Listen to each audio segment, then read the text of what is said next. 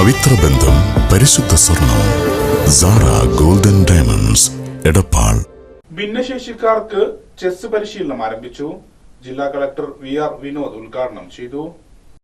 ഭിന്നശേഷിക്കാരുടെ ഉന്നമനം ലക്ഷ്യമാക്കി മലപ്പുറം ജില്ലാ പഞ്ചായത്തും സ്പോർട്സ് കൌൺസിലും സംയുക്തമായി സംഘടിപ്പിച്ച ചെസ് പരിശീലന പരിപാടി കുറ്റിപ്പുറം ഏരിയ തല ഉദ്ഘാടനം ജില്ലാ കളക്ടർ VR വിനോദ് നിർവഹിച്ചു.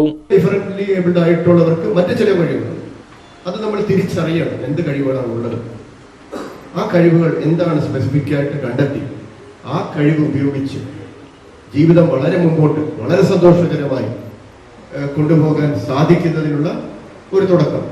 അപ്പോൾ ഇള ഫൗണ്ടേഷന്റെ ഭാരവാഹികൾക്കുള്ള നന്ദി ഒരിക്കൽ കൂടി അറിയിച്ചുകൊണ്ട് ഈ പരിപാടി ഉദ്ഘാടനം ചെയ്തതായി പ്രഖ്യാപിച്ചു.